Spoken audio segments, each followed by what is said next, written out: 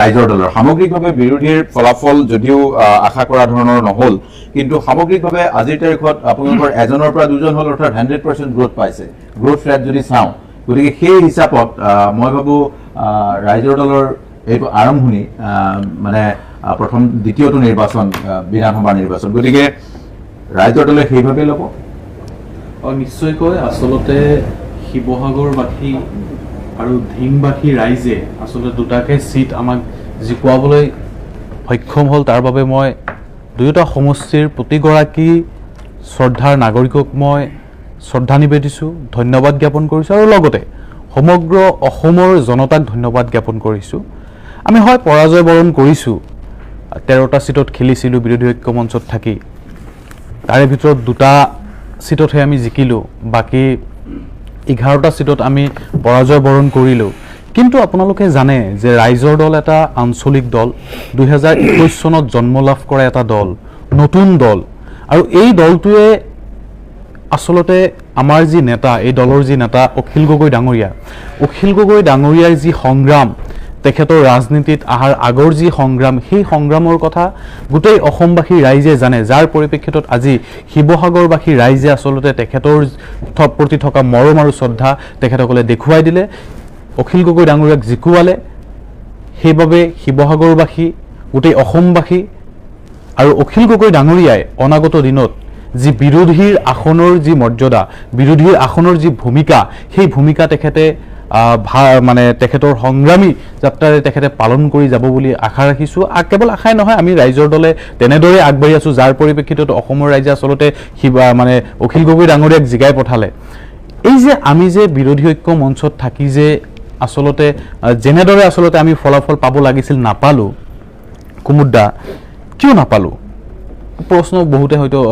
কংগ্ৰেছ আছে, ইয়াত বিজেপিয়ে আছে, বিশ্লেষকসকল আছে, এখেতসকলে কথাবিলাক দাঙি ধৰি আছে। দুয়োগৰাকী বিশ্লেষকে জনালে যে বিজেপিৰ আচলতে যেনেকুৱা ধৰণৰ ষ্ট্ৰেটেজি আছিলে, বিজেপিয়ে যি সাম্প্ৰদায়িকতাৰ যি ষ্ট্ৰেটেজি, সেই ষ্ট্ৰেটেজিত তেখেতসকলে সফল হৈছিলে, কিন্তু আমি কিয় নোৱাৰিলোঁ?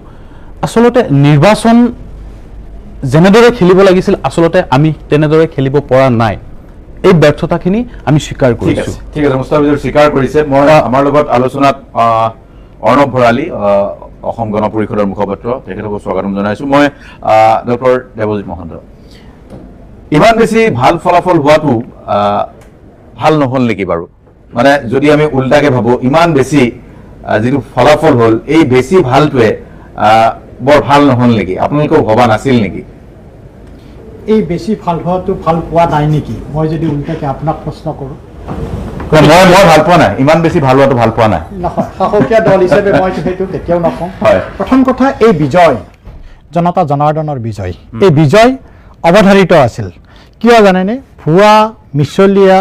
আৰু যি ফেক নেৰেটিভ সৃষ্টি কৰিছিল, তাৰে বিৰুদ্ধে এই বিজয় বিকাশ আৰু বিৰাসতৰ এক বিজয়। এই বিজয় নিয়ত, নীতি আৰু নিষ্ঠাৰ বিজয়। এই বিজয় স্বদেশ আৰু স্বজাতিৰ বিজয়। এই বিজয় আগ্ৰাসনৰ বিৰুদ্ধে আমাৰ ভূমিপুত্ৰ, অধ্যুষিত ভূমিপুত্ৰসকলৰ বিজয়, স্বচ্ছ নিকা আৰু সুশাসনৰ বিজয়। এইকাৰণে 2021 চনৰ নিৰ্বাচনত যদি আপুনি লক্ষ্য কৰে, সেই সময়ত মাননীয় মুখ্যমন্ত্ৰী ডক্টৰ হিমন্ত বিশ্ব শৰ্মা ডাঙৰীয়াই ৰূপকাৰ ৰূপে গোটেই ৰূপ নিৰ্ধাৰণ কৰিছিল। কিন্তু এইবাৰ 2026 চনত তেখেতে ৰূপকাৰৰ পৰা খনিকৰ হৈছে। গোটেই নিৰ্বাচনখিনি তেখেতে সন্মুখৰ পৰা নেতৃত্ব লৈছে। গতিকে এই বিজয়ত আমি এইকাৰণে বিজয় হৈছোঁ যে জাতিটো যেতিয়া অস্তিত্বৰ সন্মুখীন হয়, সেই অস্তিত্বক সংকেতৰ পৰা আগুৱাই নিয়াৰ কাৰণে ভাৰতীয় জনতা পাৰ্টীৰ ওপৰত ৰাইজে বিশ্বাস কৰিছে। আমি গ্ৰাউণ্ডত কাম কৰিছিলোঁ। আমাৰ এই বিজয়ৰ মূল মন্ত্ৰই হৈছে আমাৰ তৃণমূল পৰ্যায়ত সংগঠনৰ ভেটি, আৰু সেইকাৰণে আমি বিশ্বাস আছিল যে আমি বিজয়ী হ'ম। কিন্তু কংগ্ৰেছ আৰু বিৰোধীয়ে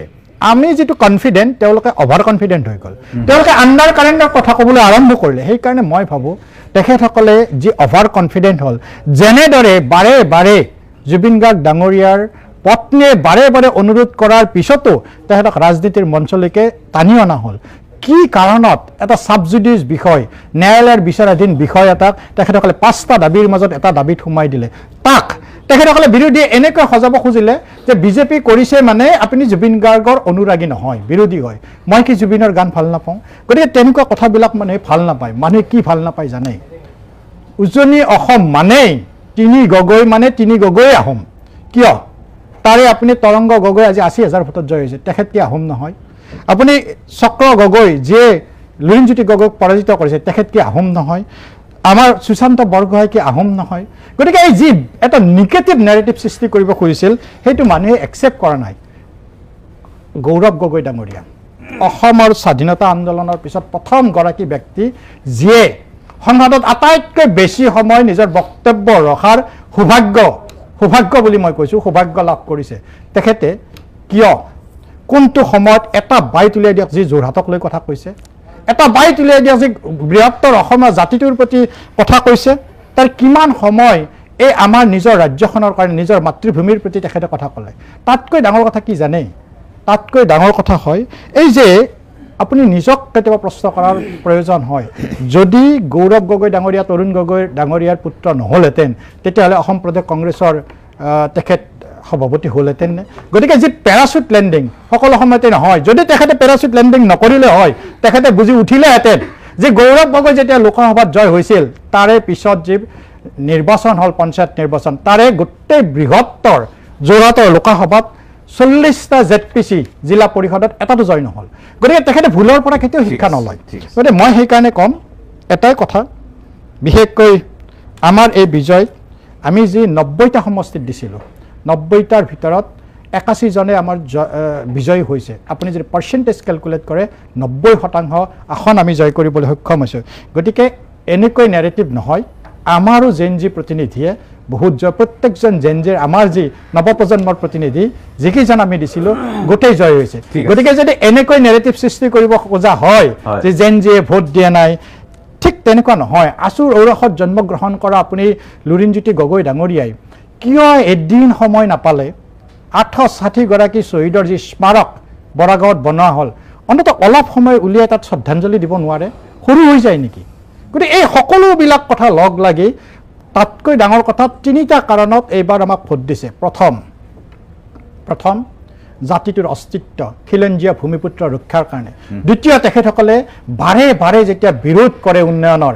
যেতিয়া কাজিৰঙাত এলিভেটেড কৰিডৰখন বিৰোধ কৰে আপুনি যিকোনো ইৰেছপেক্টিভ অফ এনি দল আপাৰ আছামৰ যিকোনো এজন ব্যক্তি লওক তেখেতক সোধক সেইখন লাগে নে নালাগে যেতিয়া তেখেতসকলে কিয় সন্দেহ কৰিব লাগে যে আমি যি কি নিকা প্ৰশাসন নিযুক্তি দিলোঁ আমি 1.5 লাখ মানুহক চাকৰি দিয়া নাই আমি 1.5 লাখটা পৰিয়ালক চাকৰি দিছোঁ আজি প্ৰতিজন নৱপ্ৰজন্মৰ মাজত বিশ্বাস জন্মিছে হয়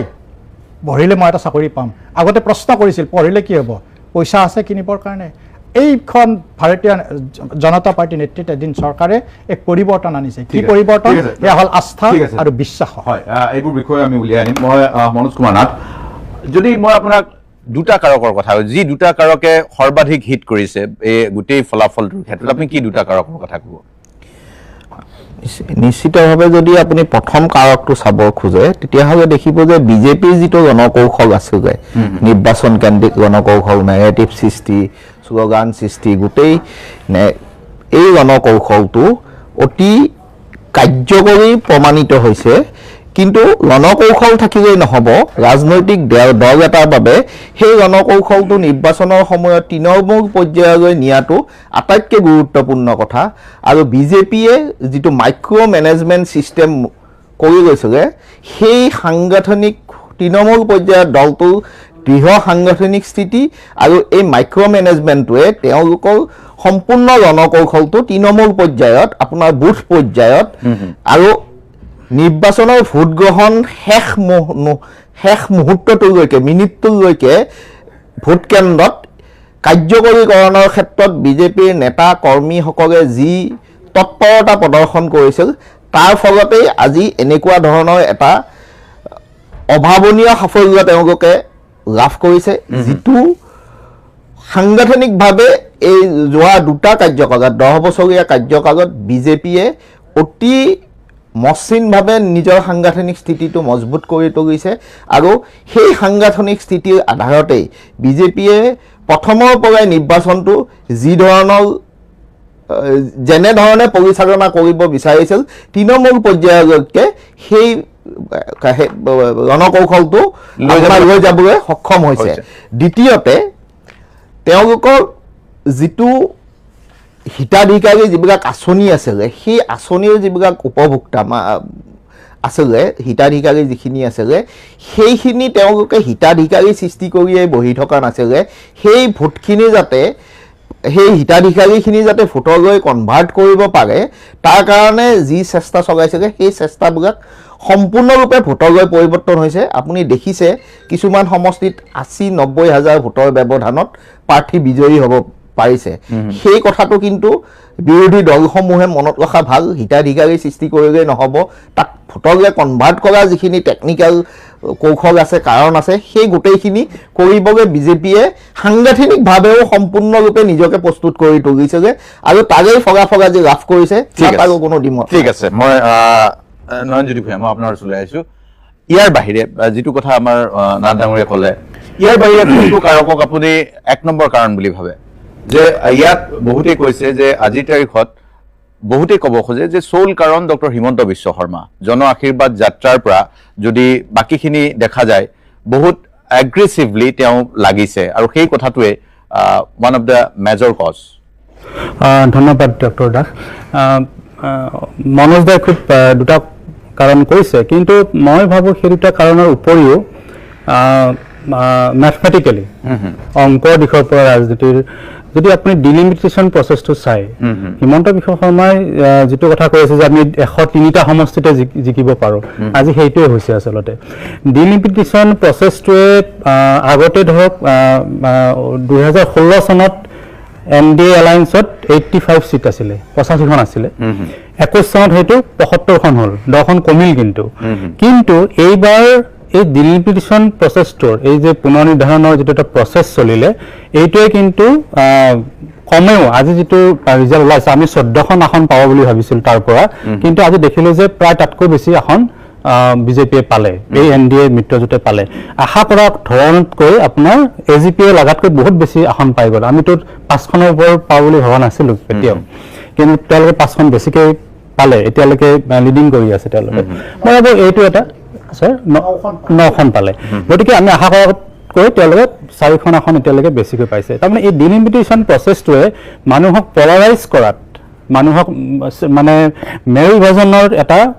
ৰাস্তালৈ তেওঁলোকক ঠেলি দিয়া হৈছে এটা পুচ কটা আহিছে সেই পুচটোৰ কাৰণে আচলতে কি হৈছে ভোটৰ যিটো বিন্যাস সেই ভোটৰ বিন্যাসতো এই গোটেই বিষয়টো এটা প্ৰভাৱিত কৰিছে ১ নম্বৰ আৰু মই ভাবোঁ যে এই যে মেৰু বিভাজন আৰু লগতে বেনিফিচিয়াৰী কথাটো আছে যিটো হিতাধিকাৰীৰ কথা আপুনি যদি অসমৰ ২,৪৯,০০,০০০ আপোনাৰ ভোটাৰৰ ভোট দিছে প্ৰায় ২,১২,০০,০০০ মানে তাৰে আপোনাৰ যদি চাই তেতিয়াহ'লে আপোনাৰ 30% যদি উলিয়ালে অট'মেটিকেলি সেই ফিগাৰটো মোটামুটি ৬০ লাখ মান মানুহ ভোটাধিকাৰ কি কয় ভোট কাষ্টিং হৈছে তাতে কিন্তু আপোনাৰ অভাৰঅল চাই যে কেৱল অৰুণোদয়তে আমাৰ ৪০ লাখ হিতাধিকাৰী আছে অৰুণোদয় স্কিমটোতে একে সময়তে যদি আপুনি চাই অৰুণোদয় স্কিম প্ৰধানমন্ত্ৰীৰ আৱাস যোজনা তাৰপিছতে আপোনাৰ ছাত্ৰ ছাত্ৰীৰ কথা মই নকওঁৱেই তেওঁলোক ভোটাধিকাৰ নহ'ব ১ কোটিৰ বেছি আমি এটা হিচাপ কৰি চাইছিলোঁ হিতাধিকাৰী ১ কোটি মানুহ যেতিয়া থাকিব তেতিয়াহ'লে এটা অবভিয়াছলি এটা ছাপৰ্ট ছিষ্টেমটো অতি ডেভেলপ কৰে মই ভাবোঁ যে এই ছাপৰ্ট ছিষ্টেমটো একে সময়তে পলাৰাইজেশ্যন মানুহৰ মেৰু বিভাজন তাৰপিছত আপোনাৰ উজনি অসমত অকণমান আগতে যিটো কথা কৈছে অকণমান যেতিয়া আপোনাৰ মানুহ ৰিলিজিয়াছলি পলাৰাইজ হয় তেতিয়া আপুনি কাষ্টক আপুনি এৰাই চলিব নোৱাৰে কাষ্টিজিমৰ ফালৰ পৰা মানুহ পলাৰাইজ হ'ব যেনে আহোমৰ কথাটো অহাৰ লগে লগে 3 গগৈ যিটো নেৰেটিভ আমাৰ অখিল গগৈ যিটো দিলে সেইটো দ্বাৰা মই আগতে লিখিছোঁ এই কথাটো যে এইটো দ্বাৰা ডাইৰেক্টলি কিন্তু গৌৰৱ গগৈ আৰু লুৰিণজ্যোতি গগৈ এফেক্টেড হৈছে এইটো অখিল গগৈ একে আহোমৰ একেবাৰে মানে এপিচেণ্টাৰত থকা কাৰণে তেওঁ হয়তো অকণমান লাভ হ'ব পাৰে শিৱসাগৰটো কিন্তু ইয়াৰ দ্বাৰা কিন্তু লুৰিণজ্যোতি গগৈ আৰু আমাৰ গৌৰৱ গগৈ তেওঁ ভীষণভাৱে ক্ষতিগ্ৰস্ত হৈছে যাৰ কাৰণে প্ৰায় ২০-২৫ হাজাৰ ভোট তেওঁলোকৰ ক্ষতি হৈছে ঠিক আছে মই আপোনাৰ ওচৰলৈ আহিম মই সম্বিত শৰ্মা গোটেই বিষয়টোত এতিয়া নিশ্চয় বিশ্লেষণৰ প্ৰয়োজন আছে আজি টু আৰ্লি তথাপিতো মই আপোনাক সুধিছোঁ আপোনালোকে কেনেকুৱা ধৰণে বিশ্লেষণ কৰিবলৈ লৈছে চাওক না এতিয়া প্ৰথম কথা হ'ল যে এনেকুৱা এটা ঈৰ্ষণীয় জয়লাভ বিজেপি সেইটো তাৰ বাবে বিজেপিক শুভেচ্ছা ইয়াৰ পৰাই যাইছিলোঁ মই কিন্তু বিষয়টো হ'ল যে কেইবাটাও কথা ওলাইছে অকণমান আগতে আপুনি কৈছে আজি দিনত ৰণোজ পেগুৱে কোৱা কথাটোৱে আপুনি দোহাৰিছে যে 3H হিতাধিকাৰী হিমন্ত বিশ্ব আৰু আপোনাৰ হিন্দুত্ব এতিয়া আমি সদায় কৈ আছোঁ যে ডিলিমিটেশ্যনটো বিজেপিয়ে নিজৰ সুবিধাৰ কাৰণে কৰি লৈছে আজি সেই কথাটো আমাৰ পেনেলত কেইবাগৰাকী বিশেষজ্ঞই সেইটোকে কৈছে যে সেইটোৱে সুবিধা কৰিছে বিজেপিক অকল এটা কাৰণ নহয় মই এনেকুৱা আৰু বহুত কাৰণ আছে যাৰ কাৰণে হয়তো বিজেপি এটা শ্ল'লি বিজেপিয়ে নিজক ইলেকশ্যন জিকাৰ এটা মেচিনলৈ নিজকে পৰ্যবেক্ষিত কৰিছে বা বৰ ষ্ট্ৰংলি ইলেকশ্যনলৈ যায় বা 24/7 ইলেকশ্যনতেই থাকে বা অহাকালিৰ পৰাই আকৌ প্ৰগ্ৰাম আৰম্ভ হৈ যাব কি কয় মেনেজমেণ্টত মানুহৰ লগত সম্পৰ্ক ৰখাত মই সেইবিলাক লৈ পেলাই মই ক্ৰিটিচাইজ কৰিবলৈ যোৱা নাই কিন্তু এটা কথা ঠিক যে এইবিলাক কৰিবলৈ যাওঁতে নিজকে সেইভাৱে শক্তিশালী কৰিবলৈ যাওঁতে বিজেপিয়ে দেশৰ গোটেই ব্যৱস্থাটোক ক'ৰবাত তাক মেনিপুলেট কৰিছে নেকি বা তাক নিজৰ সুবিধাৰ কাৰণে ব্যৱহাৰ কৰিছে তেনেকুৱা উদাহৰণ আছে সেইবিলাক আমি সদায় কৈ আহিছোঁ এতিয়া আজি হয়তো আপুনি মই সেইবিলাক আকৌ যদি ৰিপিট কৰোঁ ক'ব যে এইবিলাক ইলেকশ্যনত ৰিফ্লেক্ট নকৰিলে যেনেকুৱা ধৰণে ইলেকশ্যন কমিশ্যনৰ কথা আছে বা যি ধৰণে তেওঁলোকে সা সম্পত্তি বা টকা আহৰণ কৰিছে যি ধৰণে কৰ্পৰেটক গতাই পেলাই তাৰ পৰা ডনেশ্যন আদায় কৰিছে এই বা প্ৰত্যেকটো কথাত পলাৰাইজেশ্যনটো এটা আছেই বহুত ডাঙৰ এটা এজেণ্ডা এতিয়া কথা হ'ল আমি এতিয়া পৰ্যালোচনা কৰিবলগীয়া বিষয়টো হৈছে চাওক আজি এইটো অসমৰ অসম কংগ্ৰেছৰ স্বাধীনতাৰ পিছত সকলোতকৈ বেয়া পৰাজয় অসম আন্দোলনতো ইমান তললৈ কংগ্ৰেছৰ চিট যোৱা নাছিল গতিকে এইটো কংগ্ৰেছৰ নেতৃত্বৰ বাবে এটা বৰ ডাঙৰ বিষয় হ'ব লাগে আৰু পৰ্যালোচনাটো থাকিবই লাগিব কিন্তু মই ইয়াতে কওঁ যে হয় যে আমাৰ প্ৰিপেৰেশ্যনটো বা বিৰোধীয়ে যিটো প্ৰিপেৰেশ্যন লৈছিল কিছুমান কথা একেবাৰে জনমানসতে আছে স্পষ্ট হৈ আছে যে এলায়েন্সটো হওঁতে বহু সময় লাগিল এলায়েন্সক লৈ পেলাই বহু দুখৰ পৰিস্থিতিৰ সৃষ্টি হ'ল সেইটো লৈও হয়তো সাধাৰণ মানুহে এনেকুৱাও এটা ধাৰণা হয়তো কৰিলে যে এওঁলোকৰ দেখোন নিজৰ মাজতে ঠিক নাই এওঁলোকেনো কেনেকৈ চৰকাৰ বনাব সেইবিলাক কথা আছে তিনি গগৈৰ কথাত মই এটা কথা কওঁ তিনি গগৈ গোটেই নেৰেটিভটো কিন্তু পাৰ্টিয়ে আমি কৰা নাই সেইটো মিডিয়াই ক্ৰিয়েট কৰা এটা পৰিস্থিতি মই ইয়াৰ পিছত কম যে আমি ক'ত সমালোচনা কৰা বা আমি নিজকে পৰ্যালোচনা ক'ত কৰা দৰকাৰ আছে ঠিক আছে মই অগপৰ মুখপাত্ৰ অৰ্ণৱ ভৰালী আছে অৰ্ণৱ ভৰালী মই আপোনাক যিহেতু অগপৰ এইটো শক্তি বৃদ্ধিৰ বৰ্ষ আছিলে আপোনালোকৰ সভাপতিয়ে ঘোষণা কৰিছিলে আৰু অগপৰ নিঃসন্দেহে শক্তি 10 যেহেতু ডাবল ডিজিট হৈ আছে আৰু সেই ডাবল ডিজিট পূৰ্বতকৈ আসন সংখ্যা বৃদ্ধি পাব বুলি বাৰে বাৰে অতুল বৰাই কৈ আছিলে আজি অতুল বৰাৰ যেটো পূৰ্বানুমান সেইটো সত্য প্ৰমাণিত হৈছে আপোনালোকে তেনেভাৱে লৈছে নে 10তকৈ বেছি এক্সপেক্টেশ্যন অগপৰ আছিল নমস্কাৰ আমি অসম গণ পৰিষদ দলে আচলতে আপুনি কোৱালিফায়াতকৈ আমি ডাবল ডিজিটত থাকিম বুলি আমি আগৰ পৰাই দৃঢ় বিশ্বাসী কিন্তু আমি 10খনৰকে আৰু অধিক পাম বুলি আশা কৰিছিলোঁ কিন্তু এটা কথা ক'ব লাগিব যে বাকীখনত হয়তো আমি যি ধৰণে আমি যাব লাগিছিলে ৰাইজৰ মাজলৈ হয়তো সেই ধৰণে আমি যাব পৰা নাই কিন্তু পূৰ্বতকৈ আমাৰ ফলাফল যথেষ্টখিনি ভাল হৈছে যে আমি যোৱাবাৰ 9খন আছিলে এইবাৰ 10খন আসন আমি লাভ কৰিছোঁ ইয়াৰ লগতে ক'ব লাগিব যে ডক্টৰ হিমন্ত বিশ্ব শৰ্মা ডাঙৰীয়াৰ যি বিৰামহীন উন্নয়ন আৰু প্ৰগতিৰ প্ৰতি লক্ষ্য ৰাখি অসমবাসী ৰাইজে যেনেকৈ আমাৰ NDA মিত্ৰজোঁটক হিয়াল জুৰি আশীৰ্বাদ দিলে মৰম কৰিলে তাৰ বাবে মই সমূহ অসমবাসীক মই শ্ৰীচৰণত সেৱা জনাইছোঁ আৰু লগতে এই চেগতে মই অসমৰ সন্মানীয় মুখ্যমন্ত্ৰী ডক্টৰ হিমন্ত বিশ্ব শৰ্মা ডাঙৰীয়া অসম গণ পৰিষদ দলৰ সন্মানীয় সভাপতি অতুল বৰা ডাঙৰীয়া কাৰ্যকৰী সভাপতি কেশৱ মহন্ত ডাঙৰীয়া BPF প্ৰধান হাগ্ৰামীয়া মহিলাৰী ডাঙৰীয়া আৰু ৰাজ্যিক বিজেপিৰ সন্মানীয় সভাপতি দিলীপ শইকীয়া ডাঙৰীয়াক মই ধন্যবাদ জ্ঞাপন কৰিছোঁ কুমুদ দাস ডাঙৰীয়া মানে আপুনি কেৱল এটা কথা কওক যে আচলতে আজি আমাৰ মনটো খুব ভাল লাগিছে যে আমি ইয়াৰ মোৰ আগৰ বক্তাজনে কৈছে যে আমাৰ পূৰ্বতকৈ আমি এখন হ'লেও এখন বেছি পাইছোঁ বা আমাৰ অসম গণ পৰিষদ দলৰ আজিৰ কাৰণে খুব এটা শুভ দিন গতিকে এটা কথা ক'ব লাগিব যে অসমৰ ৰাইজে